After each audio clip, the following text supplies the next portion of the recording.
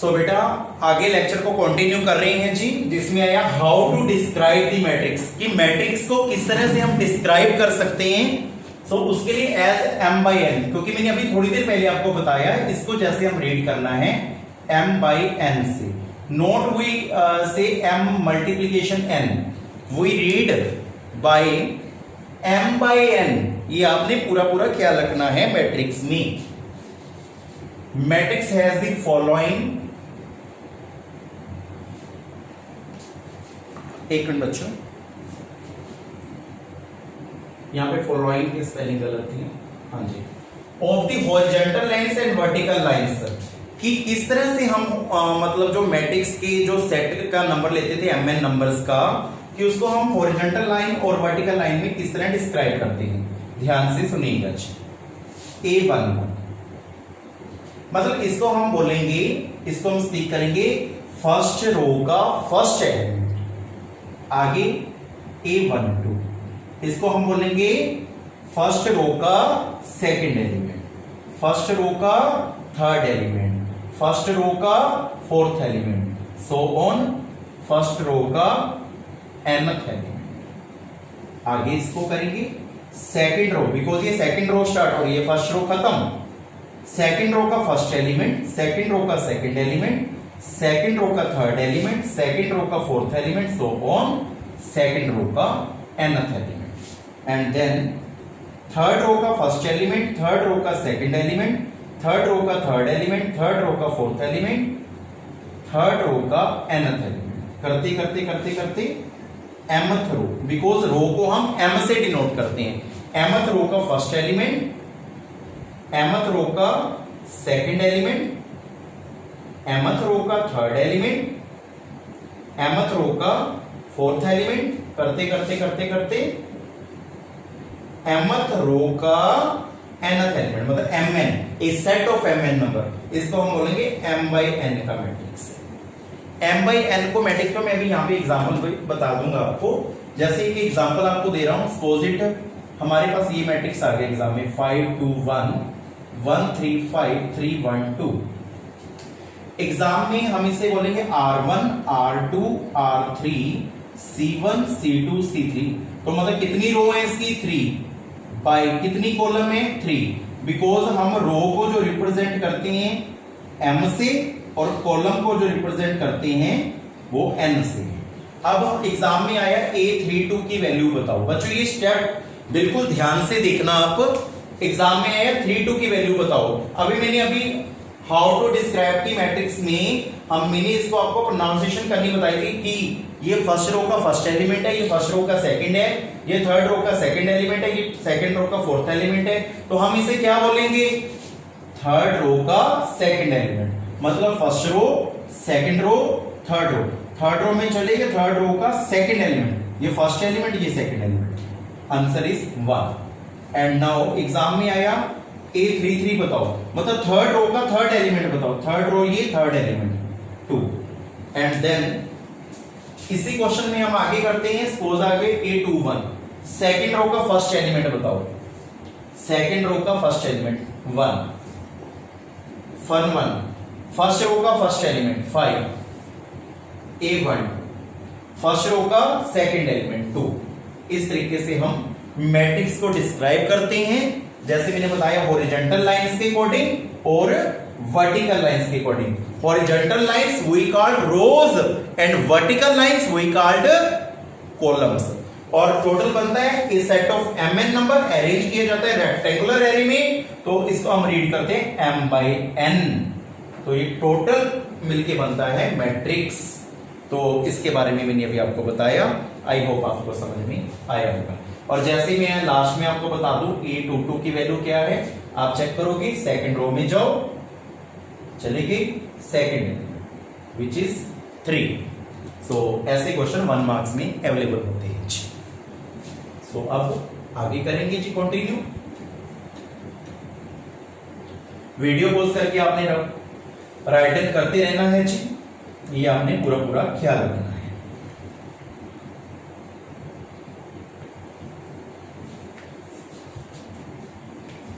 Suppose it एक सोनू नाम का लड़का है, एक राम है एक शाम। सोनू के पास 5 नोटबुक्स हैं और 5 पेन्स हैं। राम के पास 3 नोटबुक्स हैं एंड 4 पेन्स। और Shyam has 3 notebooks and 2 pens. इसको हम टेबुलर फॉर्म में एक्सप्रेस करेंगे। सबसे पहले जो थिंग्स हैं आपके पास, नोटबुक्स हैं और पेन्स हैं। सोनू है, राम है, श्याम है। इसके पास 5 नोटबुक्स हैं, 5 पेन्स हैं, 3 नोटबुक्स हैं, 4 पेन्स हैं, 3 नोटबुक्स हैं, 2 पेन्स हैं। अब हमने इसको टेबुलर फॉर्म में एक्सप्रेस कर दिया। अब इसको मैट्रिक्स में एक्सप्रेस करना है, तो कैसे करोगे? पहले मैट्रिक्स का सिंबल यूज करेंगे। This can be show, it can be express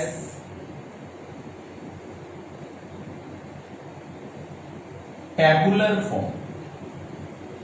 table में जो बनाया है टेबुलर फॉर्म में, इसको मैट्रिक्स में कंस्ट्रक्ट करेंगे। कैसे? 5 नोटबुक्स थी, 5 पेन्स थी, 3 नोटबुक्स थी, 4 पेन्स थी, 3 नोटबुक्स थी, 2 पेन थी। और इसको बोलेंगे R1, इसको हम बोलेंगे R2, R3, C1, C2। Read कैसे करेंगे? We called horizontal lines, we called rows, and vertical lines we called columns. So matrix बनेगा 3/2, because 3 rows हैं, 2 columns हैं। M/N होता है फॉर्मूला मैट्रिक्स का। तो रोज जो हैं वो हैं 3, कॉलम्स जो हैं वो हैं 2। So read by 3/2 matrix. इस तरीके से भी हम मैट्रिक्स को शो कर सकते हैं। ये भी मैंने आज आपको बताया। देन ये अभी सिर्फ आप मैट्रिक्स की बेसिक नॉलेज सीख रहे हो। जो अब मैं टॉपिक आपको कराऊंगा उसमें कुछ सम्स भी आप फाइंड आउट करना सीखोगे। जैसे this one, how to construct the matrix.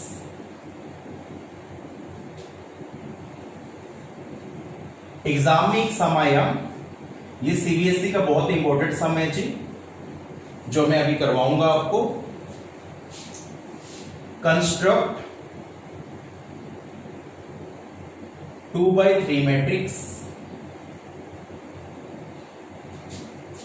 AIJ is equal to I/J, I-J, J/I, I greater than J, I is equal to J, I less than J, I greater than J। if बहुत ही important question ये CBSE का है, जिसे हम अभी solve करेंगे। सो construct 2/3 matrix. बेटा ये AIJ क्या है पहले आपको ये बताएं। AIJ, I represent to row and J represent to column. जो मैंने अभी हाउ टू डिस्क्राइब की मैट्रिक्स सिखाया था वो AIJ की फॉर्म में था। मतलब उस पूरे क्वेश्चन में आपने रीड किया था ना, A11, A12, इस पूरे क्वेश्चन को AIJ बोलते हैं। ये आपने पूरा ख्याल रखना है। अब 2/3 का मैट्रिक्स कंस्ट्रक्ट करना है। सबसे पहले इसको AIJ का नाम देंगे। 2/3 का मीनिंग क्या होता है मैंने अभी पूरे बेसिक नॉलेज में आपको बताया। जो रोज हैं वो है 2, जो कॉलम्स हैं वो है 3। मतलब R1, R2, C1, C2, C3। इसको हम कैसे लिखेंगे? A11 कंस्ट्रक्ट कर रहे हैं जी, A12, A13। इससे आगे जा नहीं सकते बिकॉज कॉलम 3 आगे आया A21, A22, A23। तो हमारे पास ये मैट्रिक्स हमने कंस्ट्रक्ट कर लिया। देन इसको हम सॉल्व करेंगे। A11 जो पहली वैल्यू होती है उसे हम बोलते हैं I की वैल्यू, जो सेकंड वैल्यू होती है उसे हम बोलते हैं J की वैल्यू। J की वैल्यू भी 1। सो AIJ से इसको कंपेयर करके that's value of I, that's value of J। अब हमने देखा आई और जे की वैल्यू इक्वल आई है, ये कंडीशन है, बिकॉज इसकी वैल्यू 1 है, इसकी वैल्यू 1 है, तो ये कंडीशन यूटिलाइज हो रही है ना। इस कंडीशन के लिए जो स्टेटमेंट है वो है आई माइनस जे, तो यहां पे लिखेंगे ए आई जे की वैल्यू है आई माइनस जे। आई की वैल्यू 1 पुट कर दो, जे की वैल्यू 1 पुट कर दो, 1 माइनस 1 0, ये आया जी। देन A12 फाइंड करेंगे, आई की वैल्यू 1, जे की वैल्यू 2। इसमें तीनों में से कौन सी स्टेटमेंट लगेगी हम देखेंगे, आई बड़ा है या जे, आप चेक करो। इसमें जे बड़ा है, बिकॉज 1 लेस देन 2, मतलब जे बड़ा है, और जे बड़े के लिए हमने कौन सी कंडीशन लेनी है, आई बाई जे। सो ए आई जे का आंसर क्या आएगा, आई बाई जे। आई की वैल्यू 1, जे की वैल्यू 2, तो इसका आंसर 1/2 आएगा जी। अब हम फाइंड करेंगे A13, आई की वैल्यू 1, जे की वैल्यू 3, तो हमने चेक किया इसमें जे बड़ा आ रहा है, तो दिस स्टेटमेंट यूटिलाइज। तो ए आई जे का जो फॉर्मूला बनेगा, आई ओवर जे में पुट करेंगे वैल्यूज, आई की वैल्यू 1, जे की वैल्यू 3, A13 का आंसर फाइंड किया। अब A21, आई की वैल्यू 2, जे की वैल्यू 1, इसमें आई बड़ा है जे से, आई की वैल्यू 2 ग्रेटर देन 1, मतलब ये चीज बड़ी आ रही है, तो कौन सी कंडीशन लागू हुई, ये वाली। तो ए आई जे का जो स्टेटमेंट हमें क्या गिवन है, जे ओवर आई, मतलब तीनों कंडीशन के अकॉर्डिंग हमें स्टेटमेंट्स गिवन है, उसमें वैल्यूज पुट करनी है। जे की रिप्लेसमेंट क्या करोगे, A21 फाइंड कर रहे हैं ना, जे की रिप्लेसमेंट 1 और आई की रिप्लेसमेंट 2, तो 1/2 आंसर आया जी। सो अब हम A21 का आंसर फाइंड किया, अब हम A22 का आंसर फाइंड करेंगे। यहां पे मैं सॉल्व कर रहा हूं, आई की वैल्यू 2, जे की वैल्यू 2, इसमें 2 इक्वल टू 2 आ गया, तो आई इक्वल टू जे हुआ, तो ए आई जे का कौन सा, मतलब तीनों में से कौन सा लोगे statement, this one this one this one. I equal to J के लिए ये स्टेटमेंट थी, आई माइनस जे, आई की वैल्यू 2, जे की value 2, substitute in this one, 0 answer. A22 का आंसर आ गया। लास्ट में हम इसको हम रब कर रहे हैं जी, ताकि हम अगला आंसर फाइंड कर सकें, स्पेस कम है। A23, आई की वैल्यू 2, जे की वैल्यू 3, आई लेस देन जे, ये वाला फॉर्मूला यूटिलाइज हुआ, बिकॉज जे बड़ा है, तो जे बड़ा है तो ये वाली कंडीशन में हम वैल्यूज पुट करेंगे, आई की वैल्यू 2, जे की वैल्यू 3। ऑल आंसर्स या all elements we find, last में आपने हैंस डाल के लिखना है। A11 की रिप्लेसमेंट, A11 का आंसर क्या आया था बच्चों, A11 का 0। A12 का आंसर चेक करो क्या आया था, 1/2। A13 का आंसर क्या आया था बच्चों, 1/3। A21 का आंसर क्या आया था स्टूडेंट्स, 1/2। A22 का आंसर क्या आया था, 0। A23 का आंसर क्या आया था बच्चों, 2/3। तो ये हमारा आंसर आया। इस तरह से हम मैट्रिक्स को कंस्ट्रक्ट करते हैं। सिर्फ आज आपने बेसिक नॉलेज सीखी है मैट्रिक्स की, और how to construct the matrix, इसमें आपने ये फाइंड आउट करना सीखा है कि किस तरीके से हम मैट्रिक्स को बनाते हैं, नंबर ऑफ रोज और नंबर ऑफ कॉलम्स को हॉरिजॉन्टल लाइन और वर्टिकल लाइंस के अकॉर्डिंग, या किस तरीके से हम अरेंज करते हैं रेक्टेंगुलर एरे में M/N फॉर्म में, वो मैंने आपको बताया। सो ये अभी आपने सीखा। सो आगे टाइप्स ऑफ मैट्रिक्स चलेंगे जी, जिसमें आज मैं आपको 2 टाइप्स के बारे में नॉलेज दूंगा। बाकी कल के लेक्चर में इसको आगे कंटिन्यू करेंगे जी।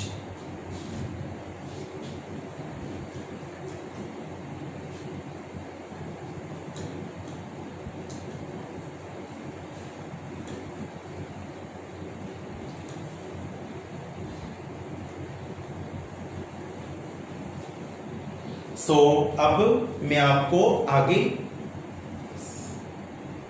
करवा रहा हूं जी types of matrix.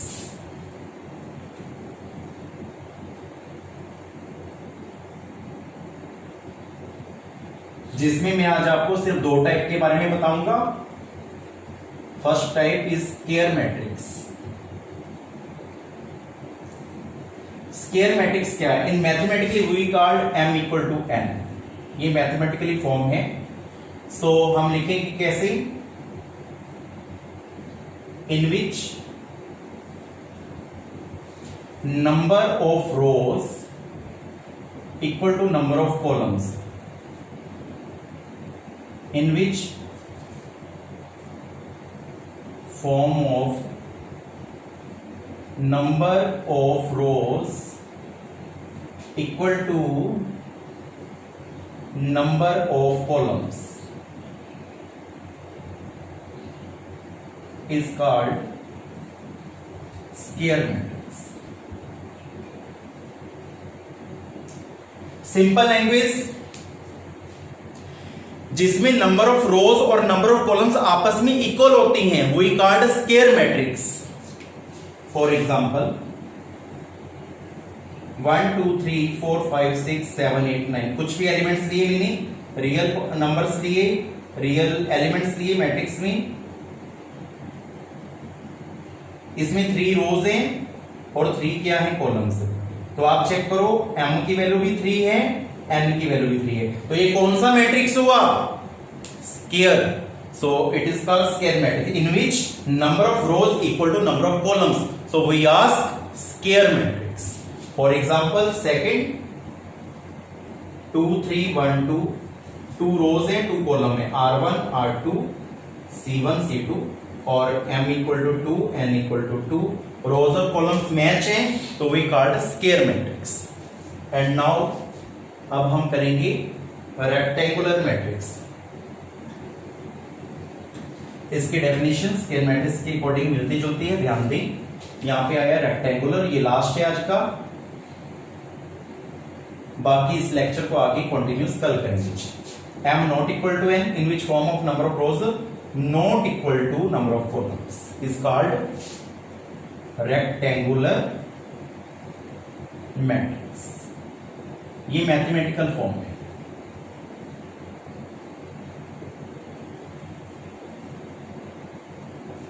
Rectangular matrix.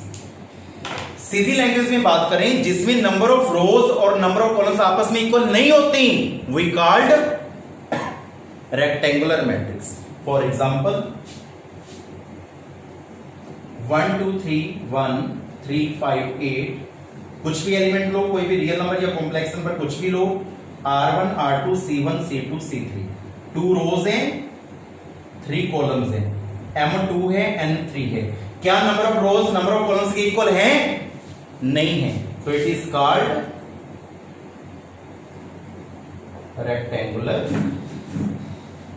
Matrix. एक एग्जांपल और देते हैं. 1 3 5 2 7 8 4 9 8 5 7 8. r1 r2 r3 r4 c1 c2 c3. 4 by 3 का मैट्रिक्स है. m4 है, n3 है. तो ये m not equal to n है, number of rows number of columns के इक्वल नहीं है, तो वी कॉल्ड रेक्टेंगुलर मैट्रिक्स. तो स्टूडेंट्स, ये आज का लेक्चर था. आई होप आपको समझ में आया होगा. तो आप इस लेक्चर की बेसिक नॉलेज को कंस्ट्रक्ट कैसे किया जाता है मैट्रिक्स को वो सिखाया, और इस लेक्चर को और न्यूमेरिकल लेके आगे कंटिन्यू करेंगे. और बेटा हर लेक्चर की, जैसे आज लेक्चर 1 हुआ, कल लेक्चर 2 होगा, तो हर फिर 3 होगा. 1 2 3 की एक असाइनमेंट आएगी जो आपने सॉल्व आउट करनी है. और जिसमें भी आपको लगे कि इसमें कोई प्रॉब्लम्स हैं, कोई डाउट्स हैं, तो आपने फ्रैंकली अपने टीचर से पूछना है, like as a mother father. जैसे हम मम्मा पापा से बात करते हैं, उसी तरह अपने टीचर से फ्रैंकली अपने डाउट्स को क्लियर करना है, ताकि आपके डाउट्स क्लियर हों और आप एग्जाम में अच्छे मार्क्स गेट कर सकें. ओके बेटा, थैंक यू.